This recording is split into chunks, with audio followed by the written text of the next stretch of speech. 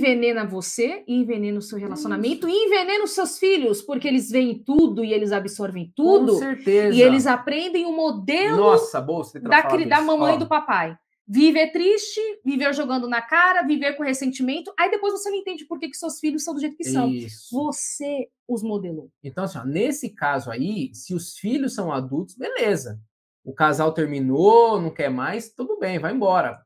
Mas se são crianças, os filhos, aquele sentimento de tristeza, e principalmente se as crianças estão na casa de 1 ano, 2 anos, 3, acabou. O mundo emocional da criança vai ser moldado todo pela mãe. Todo pela mãe. E aí imagina essa mãe trazendo para o casamento a tristeza como protagonista, como, sabe ali, a convidada especial da festa? As crianças absorvem aquela tristeza aí, se tornam filhos com características tristes lá no futuro, e os filhos vão ter que lidar com isso, em terapia. Tem que fazer terapia, não adianta só ficar indo na igreja, não. Nós somos cristãos, a gente sabe o que a gente está falando. E aí, o terapeuta vai ter que ir lá encontrar a raiz desse problema. Aí, às vezes, se é menino, já não quer falar o problema pro terapeuta. Aí casa, aí não vai fazer a terapia, o homem. Que aí cresceu, virou homem. Aí casa com a esposa e não conversa sobre isso com a esposa. Aí vai brigar com a... Olha só, por causa de uma decisão da mulher, e nós estamos falando mulher porque o mundo emocional dos filhos é influenciado 99% pela mulher, pelo feminino. Função materna. Função materna. Então, se isso não é trabalhado, vai perpetuar de geração em geração e pode se converter, pode passar por encontro, pode estar todo domingo ou todo sábado na igreja, se você é adventista, enfim, pode estar ou batista do sétimo dia. Então, assim, ó, pode estar onde você quiser. Se não trabalhar com as emoções, essa tristeza patológica que na sua cabeça não tem motivo e nem razão, mas tem uma raiz, vai perdurar de geração em geração. Porque você aprendeu. Pronto, falei. Quando você é criança e você tem uma mãe que vive triste ou que não ressignifica essa tristeza, você aprende esse padrão. Opa, é sistêmico, o que nós chamamos de trauma.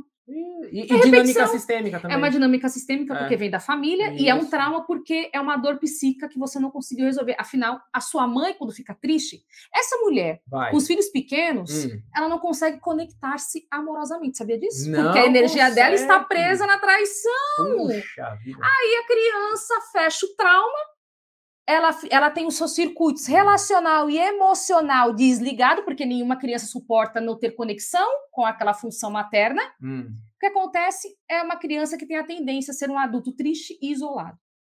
Que não confia nas pessoas ou depende demais das pessoas para ser amado, porque lá na infância não se sentiu amado pela mãe. Claro, a mãe com um monte de problema emocional, a base da tristeza, presa naquela traição do marido, olha só, ela não dedica energia. Imagina, Dulce, eu dou o meu melhor para os meus filhos. Mentira. Você quer acreditar que você dá. Mas se você vive triste, você acaba modelando os seus filhos. Você não consegue conectar-se de maneira saudável. Porque a mulher, para conectar-se com os seus filhos, quando são crianças, o feminino, né? Ali, desde o mundo intrauterino até os 3 anos de idade, que é ainda onde tem muito forte a função materna, a mãe, para ela conectar-se com esse menino, ou a função materna, a pessoa que cuida, ela precisa estar com o seu emocional, na medida do possível, saudável. Equilibrado. Se tem problema no casamento, vai ter uma falta importante, porque nenhum ser humano consegue dedicar energia para 2 coisas ao mesmo tempo. Ou é para o casamento ou é para os filhos. E geralmente, se tem problema no casamento,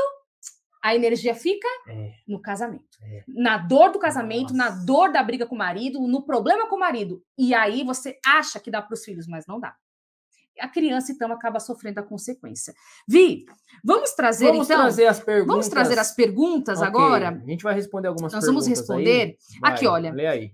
Primeira pergunta, né? Nós deixamos uma caixinha de perguntas ontem. Veio muitas, mas vamos responder algumas aqui. Vai, lê aí. Eu sinto tristeza profunda e alegria instantâneas. Ó, eu sinto tristeza profunda. Veja, aqui, essa tristeza profunda é a tristeza. Só que ela tem que ter um motivo. É que você não colocou se tem um motivo. Quando eu digo assim, e profunda, ela tá interpretando. É a dor, a interpretação, é a sua interpretação de tristeza. Porque toda tristeza é dolorosa. Gente, tristeza não é uma coisinha só, uma coceguinha. Um gostosinho no coração. Não é. Tristeza é dor. Tristeza é rasgar o coração, rasga você por dentro. Uma traição, uma ingratidão.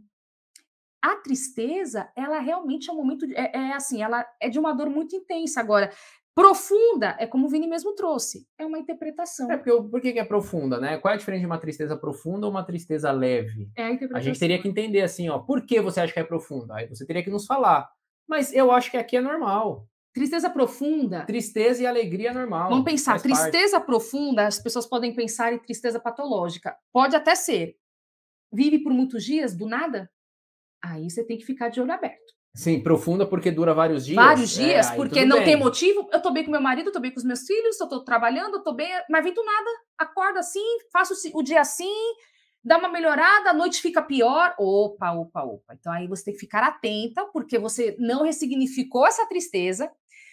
Aí tem alguma questão que está gerando um sofrimento emocional importante que você precisa resolver, tá? Então, alegrias instantâneas, porque ela diz aqui, ó, eu sinto tristeza profunda e alegrias instantâneas. Alegria é assim mesmo. Alegria não pode ser para sempre também, pelo amor de Deus. Nem tristeza pode ser para sempre contínua e nem alegria. É por isso que eu tô falando que esse caso é normal. Esse caso é natural. Natural. Porque o coração, queridas, ele faz o que com o sangue? Pega e bombeia o sangue, ó. Solta, bombeia. Quando você olha aquele aparelhinho de UTI para medir os sinais vitais, sobe e desce. A vida saudável tem movimento. Sabe o que é saudável? Você pulsar. Alegria, tristeza, frustração,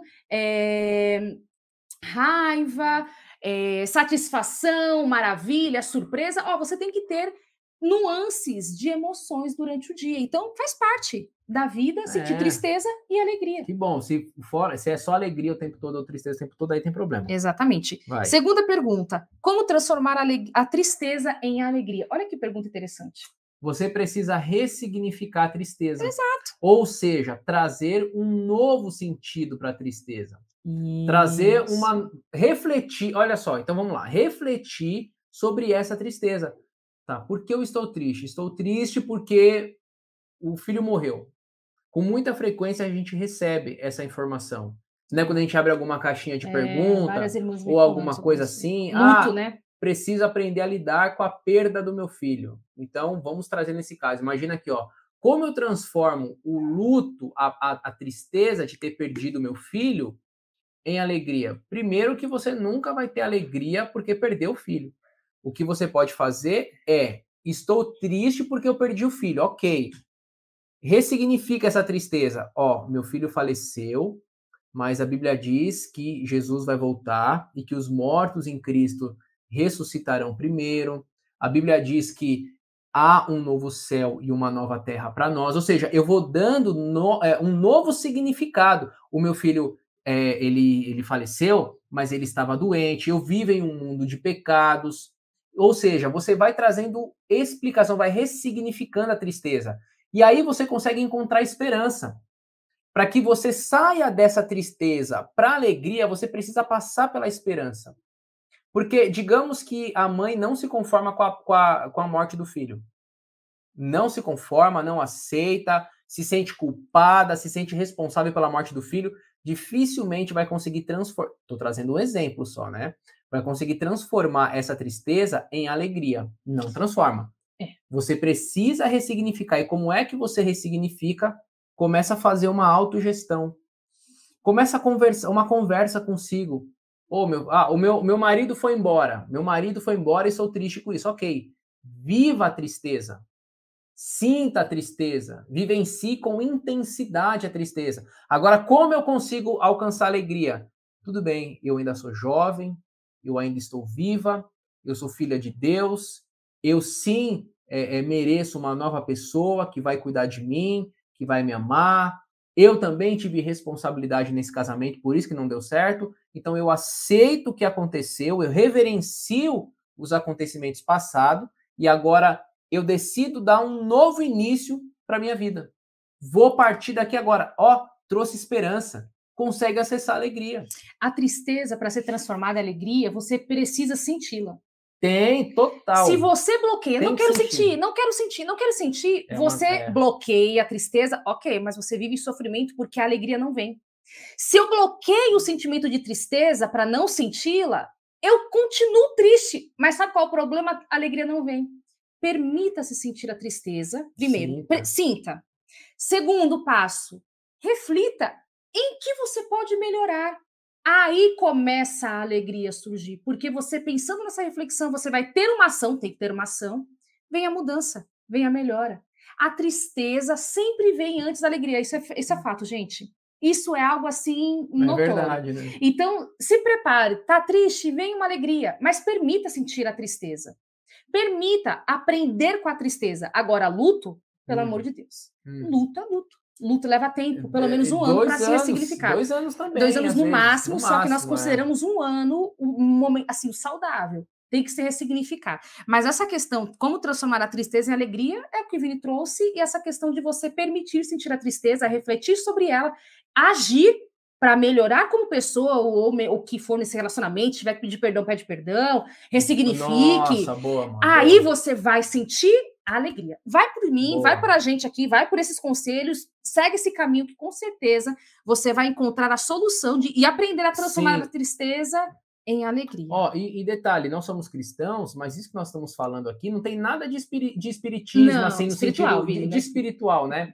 Nada no sentido de místico. O que nós estamos falando não é nada místico. Apesar de sermos cristãos, não é nada místico. Isso aí é cérebro, né? São neurônios do cérebro. Exato. Caminhos neuronais, isso, caminhos sinápticos. Muito bem. Então, assim, faça isso. Reflita sobre a morte, ressignifique. Vivencie, né? Que com certeza você vai trazer um novo significado. Pense sobre a morte se você estiver em luto. Agora, no caso do luto. No caso do luto. Agora, uma tristeza comum. Pense sobre a tristeza. Pensa sobre, ressignifique, sinta a tristeza, ressignifique, mude o que tiver que mudar e se prepare que a alegria vem. Vi, agora tem uma outra aqui,